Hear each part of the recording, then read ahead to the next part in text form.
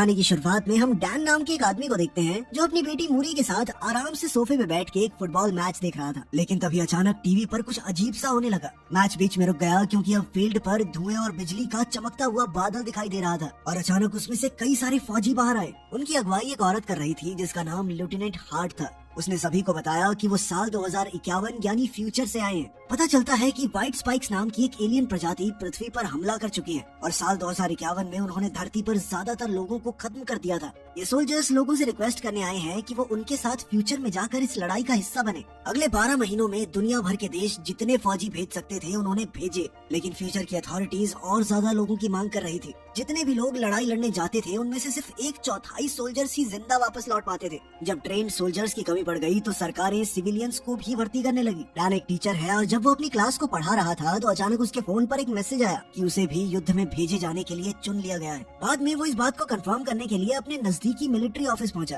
Dan को बताया गया कि वैसे भी उसकी 7 साल में मौत होने वाली है, इसलिए वो युद्ध में भेजने के लिए फिट है। ये सुनकर डैन हैरान रह गया और बहुत सारे अजीबोगरीब सवाल करने लगा, मगर ऑफिसर्स ने उसके किसी भी सवाल का सीधा जवाब नहीं दिया। उन्होंने उसकी बात ना सुनते हुए उसके हाथ में एक डिवाइस लगा दिया जो उसे ट्रैक करेगा और फ्यूचर में वो इसी की मदद से उससे बात कर सकेंगे। इसे तब तक नहीं निकाला जा सकता जब तक वो 2051 से वापस नहीं आ जाता। उस शाम डैन ने अपनी पत्नी एमी से मिलकर उसे सब कुछ बताया, जो परेशान होकर कहने लगी कि उन्हें गवर्नमेंट से दूर भाग जाना चाहिए। और डैन ने बताया कि उसके हाथ में ऑलरेडी ट्रैकर लगा दिया गया है। अब चाहे वो जहाँ मर्जी भाग जाए, अथॉरिटीज उन्हें कहीं भी ढूंढ लेंगी। उस समय में आगे पीछे जा सकते हैं डार्लिंग, हमें तो ढूंढ ही लेंगे। जब कोई और रास्ता नहीं बचा तो एमी ने सुझाव दिया कि डैन को अपने पिता जेम्स से बात करनी चाहिए, हो सकता है वो इस ट्रैकर को निकाल पाए। वो आदमी एक जबरदस्त इंजीनियर है और सरकार पर बिल्कुल भरोसा नहीं करता, इसलिए पुलिस को खबर तो पक्का नहीं करेगा। पता चलता है कि डैन के पिता वियतनाम युद्ध से लौटने के बाद अपने परिवार को छोड़कर चले गए थे, क्योंकि लड़ाई में अपने कई करीब साथियों को खोकर वो अंदर से टूट चुके थे। लेकिन डैन के मन में अपने पिता के लिए बहुत नफरत थी। घर जाकर उसने देखा कि उसकी बेटी गार्डन में खेल रही थी। उसने झूठ बोलने की कोशिश की कि वो एक ट्रिप पर जा रहा है, और मूरी तुरंत ही समझ गई कि उसके पिता को युद्ध में जाने के लिए चुन लिया गया है। डैन ने उससे वादा किया कि वो जिंदा वापस आएगा और फिर प्यार से उसे गले लगा लिया। एक दिन बाद डैन और बाकी नए रिक्रूट्स को हथियारों और फर्स्ट एड की ट्रेनिंग दी जाती है ताकि उनके जिंदा बचने के चांसेस बढ़ जाएं। डैन की मुलाकात एनवायरमेंटल साइंटिस्ट चार्ली और एक्स नेवी सील डोरियन से भी हुई।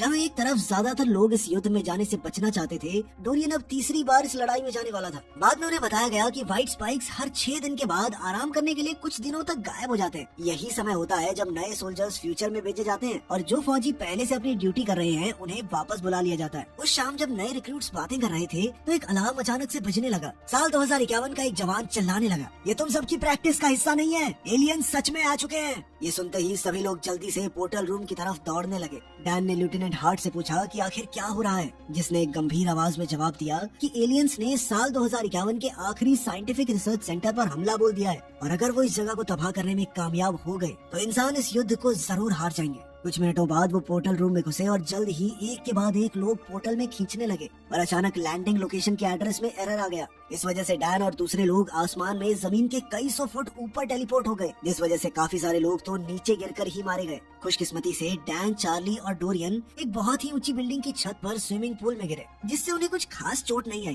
डैन जल्द से जल्द पानी से निकला और अपनी गन चेक करने लगा। फिर उसने छत के किनारे पर जाकर मायामी शहर को देखा जो अब पूरी तरह से बर्बाद हो चुका था। इधर मिलिट्री टाइम जंप में हुई गलती की जांच कर रही थी। जल्द ही चीफ कमांड ने बचे हुए लोगों से कांटेक्ट किया। उन्होंने डैन को बताया कि जल्द ही वो इस पूरे एरिया में बम धमाके करेंगे क्योंकि वहाँ पर बहुत ज्यादा व्हाइट स्पाइक्स हैं। साथ ही डैन को बचे हुए लोगों का लीडर बन के वहाँ फंसे हुए साइंटिस्ट को बचाना होगा। उसने मिशन कंफर्म किया और तुरंत छत पर सभी बचे हुए लोगों को इकट्ठा करने लगा। जल्द ही ग्रुप उस बिल्डिंग में पहुंचा जहाँ साइंटिस्ट सोने चाहिए थे। वो बहुत संभल कर अंदर घुसे और चीफ कमांड उन्हें सतर्क रहने को कहता है क्योंकि व्हाइट स्पाइक्स खून की बू को दूर से ही सूंघ सकते हैं। उन्होंने जल्द ही साइंटिस्ट की टीम को ढूंढ निकाला, लेकिन बदकिस्मती से वो सब मारे जा चुके थे। इसके बाद फौजियों को लैब से हार्ड ड्राइव्स और बायो सैंपल्स लाने का ऑर्डर दिया गया ताकि इन साइंटिस्ट के हाथ लगी पूरी जानकारी उन्हें मिल जाए, क्योंकि ये साइंटिस्ट इन एलियंस को रोकने के तरीकों पर ही काम कर रहे थे। जल्द ही डैन ने सैंपल्स ढूंढ निकाले, पर तभी उसे पता चला कि फाइटर जेट्स 6 मिनट में इस पूरे इलाके में बम गिराने वाले हैं। डैन और उसकी टीम जल्दी से बिल्डिंग से बाहर निकलकर इमरजेंसी सीढ़ियों तक पहुंच गई और तभी कई व्हाइट स्पाइक्स ने ऊपर से आकर उन पर हमला कर दिया। डैन उनमें से एक को अकेला संभालने की कोशिश कर रहा था,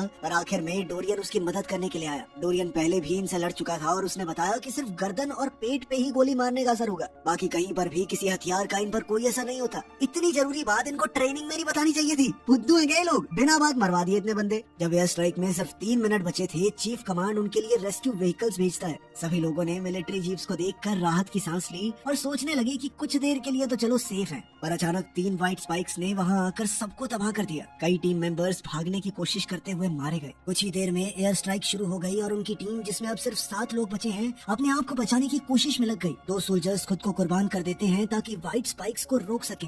इससे बाकी बचे हुए 5 लोग समय पर वहां से निकलने में कामयाब हो जाते हैं। एक दिन बाद डैन चार्ली के पास एक मिलिट्री बेस में उठा। वो जल्द ही डोरियन से मिले, जहां उन्हें पता चला कि अब सिर्फ वो तीनों ही बचे हैं। डैन ने डोरियन से उस व्हाइट क्लॉ के बारे में पूछा जो वो अपने गले में पहनता था। डोरियन ने बताया कि उसे 6 महीने बाद कैंसर से मरना है। ये उसे तब पता चला जब उसे पहली बार लड़ाई के लिए चुना गया। वो बार बार इस युद्ध में इसलिए चला आता है क्योंकि वो हॉस्पिटल के किसी बेड की बजाय यहाँ पूरी इंसानियत को बचाते हुए मरना पसंद करेगा। खैर, जल्द ही डैन को चीफ कमांड के हेड ने मिलने के लिए बुलाया। चीफ कमांड के हेड के तौर पर अपनी बेटी को देखकर उसकी खुशी का ठिकाना ही नहीं था। उसकी नन्ही बेटी अब कर्नल मूरी फॉस्टर बन गई थी, जिसने उसे बताया कि उसे यहाँ पर बुलाने के पीछे एक खास वजह है और ये खास मिशन जो वो उसकी मदद से पूरा करना चाहती है वो क्या है, ये वो समय आने पर ही बताएगी। इसके बाद वो दोनों एक मिलिट्री टेंट में गए, जहाँ मूरी ने बताया कि उन्होंने जहरीला इंजेक्शन बना लिया है, लेकिन अभी तक वो सिर्फ मेल व्हाइट स्पाइक्स पर काम करता है। अब वो चाहती है कि डैन उसकी मदद करे एक मादा एलियन को पकड़ने में, ताकि वो ऐसा जहर बना सके जो मेल या फीमेल दोनों को मार सके। हेलीकॉप्टर में व्हाइट स्पाइक नेस्ट की तरफ जाते हुए मूरी ने बताया कि ये एलियंस अचानक से एक दिन धरती पर आ गए।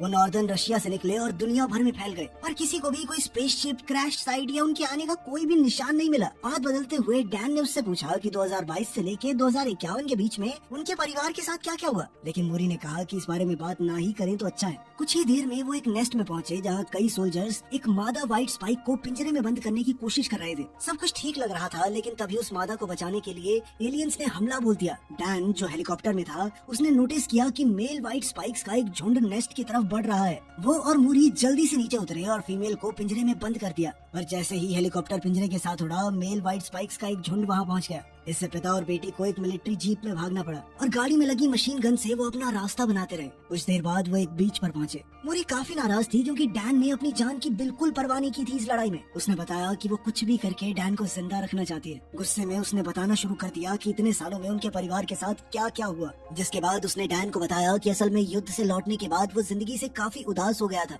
वो अपनी पत्नी एमी से तलाक लेकर अकेला रहने लग गया और फिर कुछ समय बाद मूरी के 16वें बर्थडे पर उसे कॉल आया, जिसने उसकी जिंदगी पूरी तरह से बदल कर रख दी। असल में डैन एक एक्सीडेंट का शिकार हो गया था, जिसमें उसकी मौत हो गई थी। ये बात सुनकर डैन को बहुत तगड़ा झटका लगा। उसे विश्वास नहीं हो रहा था कि वो बिल्कुल अपने बाप की तरह निकला। आखिर में उसने भी तो अपने परिवार को छोड़ ही दिया। इसके बाद वो दोनों वापस मिलिट्री बेस पहुंचे, जहां मूरी तुरंत ही इन एलियंस को मारने की दवा बनाने में लग गई। इसके लिए उसे हजारों कॉम्बिनेशन टेस्ट करने थे ताकि फीमेल को मारने वाला टॉक्सिन तैयार किया जा सके, और मूरी किसी भी हाल में इसे जल्द से जल्द करना चाहती थी, क्योंकि डैन के वापस जाने में अब सिर्फ 21 घंटे बचे थे। अगली सुबह डैन ने मूरी से पूछा कि अगर वो जहर बनाने में कामयाब हो भी गए तो भी इतने सारे एलियंस को कैसे मारा जाएगा। इस पर मूरी ने कहा कि डैन को अपने समय में वापस जाकर इन टॉक्सिन्स को बहुत ज्यादा मात्रा में बनाना होगा, ताकि वो लोग युद्ध होने से पहले ही खत्म कर सके। अभी उन दोनों की बातें चल ही रही थी कि तभी कंप्यूटर ने 100% बॉन्ड का सिग्नल दिया, जिसका मतलब था कि अब उनके पास फीमेल टॉक्सिन तैयार था। लेकिन बदकिस्मती से इसी बीच फीमेल व्हाइट स्पाइक भी जाग चुकी थी। उसने उठते ही अचानक जोर जोर से चीखना शुरू कर दिया, जिसके कुछ सेकंड बाद ही पूरे बेस में व्हाइट स्पाइक्स घुसने लग गए। वहीं दूसरी ओर डैन और मूरी अपनी बंदूक लेकर पूरी रफ्तार से हेलीपैड की तरफ भागने लग गए, पर रास्ते में उन दोनों के सामने कई राक्षस मौजूद थे। इसी बीच उन्हें एक स्पीकर से आवाज आई कि टाइम जंपर्स के पास सिर्फ 3 मिनट का समय बचा है। ये सुनते ही मूरी ने डैन को वो जहर अपने हाथ में लेकर भागने को कहा, पर तभी उसके सामने एक और राक्षस आ गया, पर उसके हमला करने से पहले ही उनके नीचे की जमीन ज्यादा वजन होने की वजह से टूट गई। जैसे ही वो एलियन और मूरी नीचे गिरने लगे तो डैन भी अपनी बेटी को बचाने के लिए कूद गया, लेकिन वो तो बीच में ही वापस टेलीपोर्ट हो गया। जब उसे होश आया तो वो 2022 में था और उसने अभी भी अपने हाथ में जहर की वो बोतल पकड़ी हुई थी। उसने लेफ्टिनेंट हार्ट को समझाया कि उन्हें जल्द से जल्द इस जहर को ज्यादा से ज्यादा बनाकर फ्यूचर में पहुंचाना होगा, जिस पर लेफ्टिनेंट ने उसे बताया कि टाइम पोर्टल दूसरी तरफ से पूरी तरह तबाह हो चुका है और अब कोई भी फ्यूचर में ट्रैवल नहीं कर सकता। ये बात सुनकर डैन चुपचाप निराशा के साथ अपने घर लौट गया। घर पहुंचते ही उसने सबसे पहले अपनी बेटी को गले लगाया और फिर उसी रात उसने एमी को भविष्य में हुई मूरी के साथ अपनी बातचीत के बारे में बताया। साथ ही उसने ये भी बताया कि किसी को नहीं पता कि आखिर व्हाइट स्पाइक्स कहां से आए, क्योंकि वो अचानक 2048 में बस प्रकट हो गए थे, जिस पर एमी का कहना था कि शायद वो क्रीचर्स सालों पहले स्पेस से आए होंगे। और उसकी ये बात सुनकर डैन के दिमाग में एक आइडिया आया, जिसके बाद वो एक बार में डोरेन से मिला जहाँ भविष्य के बारे में बात करते हुए उन दोनों ने तय किया कि वो इस युद्ध को होने से पहले ही रोक देंगे। वो दोनों डोरियन के पास मौजूद व्हाइट स्पाइक का क्लॉ लेकर चार्ली के पास पहुँचे। असल में चार्ली इन्वायरमेंटल साइंस का एक्सपर्ट था और उसने क्लॉ को एनालाइज करके बताया कि उसके ऊपर चाइना का वोल्केनिक ऐश लगा हुआ था और उसकी इस बात ने उन दोनों को ही हैरान कर दिया, क्योंकि व्हाइट स्पाइक्स पहली बार नॉर्दर्न रशिया में देखे गए थे, जो कि चाइना से ठीक ठाक दूर था। ये सब सुनकर डैन को अपनी क्लास के लड़के मार्टिन की याद आई, जो ज्वालामुखियों में बहुत ज्यादा ही इंटरेस्ट रखता था। खैर मार्टिन ने उन्हें बताया कि 1000 साल पहले एक बहुत बड़ा ज्वालामुखी फटा था और ये घटना इतनी बड़ी थी कि इसके अवशेष नॉर्दर्न रशिया के ग्लेशियर्स में भी मिल सकते हैं। उसकी ये बात सुनकर वो लोग समझ गए कि व्हाइट स्पाइक्स जरूर हजारों साल पहले आए थे और रशिया की ठंडी बर्फ की चादर के नीचे वो सो रहे हैं। थोड़ा दिमाग लगाने पर वो समझ गए कि ग्लोबल वार्मिंग की वजह से वो बर्फ साल 2048 तक पिघल जाएगी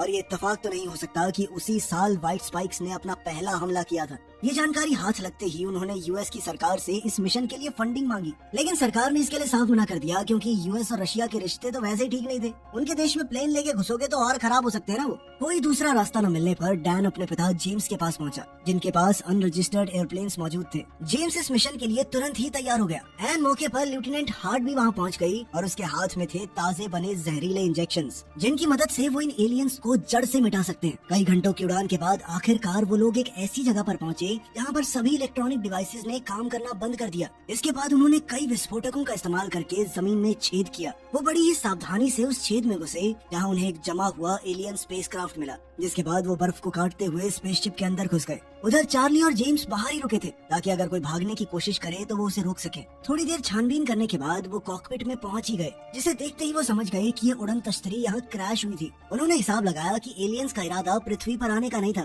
खैर इसके बाद वो एक और कमरे में पहुंचे जहाँ असल व्हाइट स्पाइक्स बायोपॉड्स में बंद थे। ये देखकर वो सब समझ गए थे कि व्हाइट स्पाइक्स को किसी इंटेलिजेंट एलियन रेस ने बायो इंजीनियर किया है, यानी कि अपनी मर्जी से बनाया है। जैसे हम कुत्तों के जीन्स से छेड़छाड़ करके नई तरह का कुत्ता नहीं बना देते, लगभग वैसे ही शायद वो इनका इस्तेमाल दूसरे ग्रहों पर कब्जा करने के लिए करते होंगे। इसके बाद उन्होंने जल्दी से पॉड्स में वो जहरीला इंजेक्शन लगाना शुरू कर दिया, जिसके इंजेक्ट होते ही व्हाइट स्पाइक्स दर्द से तड़प रहे थे। इसका सीधा मतलब ये था कि उनका जहर पूरी तरह असरदार है, लेकिन उनकी चीखों की वजह से कुछ दूसरे एलियन पहले ही जाग गए जिन्हें अभी इंजेक्ट नहीं किया गया था। उन सब ने पॉड्स तोड़कर टीम पर हमला कर दिया। डैन और उसके साथियों ने तुरंत ही एलियंस को मारना शुरू कर दिया, पर फिर भी उनमें से कुछ भागने में कामयाब हो गए थे। और अब इस मौके पर डोरियन का कहना था कि उनके पास पूरी स्पेसशिप उड़ा देने के सिवा कोई चारा नहीं बचा था। ये अच्छे आइडिया इनको पहले क्यों नहीं आते? पहले उड़ा देते पूरी स्पेसशिप, बात ही खत्म थी। लेकिन बदकिस्मती से जहाज से बाहर निकलने से पहले ही उनके ऊपर हमला हो गया और सिर्फ डैन, चार्ली और जेम्स ही बॉम्ब एक्टिवेट होने से पहले बचकर निकल पाए। उधर जहाज के ऊपर मौजूद सारे एलियंस तो मर चुके थे, लेकिन एक लाल पेट वाली फीमेल अभी तक जिंदा थी। इस फीमेल को खत्म करना बहुत जरूरी था, क्योंकि वो और बच्चों को जन्म दे सकती थी। उसे पकड़ने के लिए डैन ने एक स्नोमैन बनाकर उसे जैकेट पहना दी ताकि वो इंसान जैसा लगे, और ठीक उसके प्लान के मुताबिक वो क्वीन व्हाइट स्पाइक इस जाल में फंस गई। जैसे ही वो स्नोमैन के करीब आई तो डैन और जेम्स उस पर गोलियां चलाते हुए उसे पहाड़ के एक छोर पर ले आए। वो उसे खाई में धकेलना चाहते थे, लेकिन वो इतनी कमजोर नहीं थी। उसने उन पर तुरंत पलटवार शुरू कर दिया, जिससे वो दोनों अलग अलग हो गए। इसके बाद उस एलियन ने डैन के ऊपर एक स्पाइक फेंक कर हमला किया, लेकिन डैन ने उसी स्पाइक का इस्तेमाल करते हुए उस एलियन पर हमला बोल दिया, और ठीक उसी समय जेम्स ने भी उसकी आंख में कुल्हाड़ी मार दी। अब वो एलियंस की रानी अंधी हो चुकी थी और गुस्से में इधर उधर हाथ पैर मार रही थी। और इस बार डैन ने मौके का फायदा उठाते हुए उसके पैर में वो जहरीला इंजेक्शन लगा दिया, लेकिन वो एलियन इतनी बेवकूफ नहीं थी। उसने खुद ही अपना पैर हटा दिया, जैसे छिपकली पूंछ छोड़ देती है, ताकि जहर उसके शरीर में न फैल सके। उसी वक्त जेम्स ने अपने घायल हाथ को उठाकर एलियन को अपने खून की बू सुंघाई ताकि वो उसका पीछा करे। पर डैन अपने पिता को यूं ही मरते हुए नहीं देखना चाहता था, और इसीलिए वो उस एलियन पर कूद गया, जिसके बाद उसने डोरियन की क्लॉ से उसकी गर्दन काट डाली। फिर उसने जहरीला इंजेक्शन उसके मुंह में डालकर पहाड़ से नीचे धक्का दे दिया। इतनी ऊपर से नीचे गिरने पर व्हाइट स्पाइक का कचुम्बर बन गया। अगले दिन पूरी दुनिया में रशिया में हुए धमाकों की खबरें चल रही थी, जिसमें कई सारे एलियंस मारे गए थे, और अब सरकार पूरे मिशन का क्रेडिट लेने को तैयार बैठी थी। इसी बीच डैन वापस अपने घर लौटकर अपने परिवार से मिला और सारी कड़वाहट को भूलकर अपने पिता के साथ खुशी खुशी रहने लगा। वीडियो पसंद आई तो लाइक कर देना, चैनल को सब्सक्राइब कर लेना। मिलते हैं अगली वीडियो में।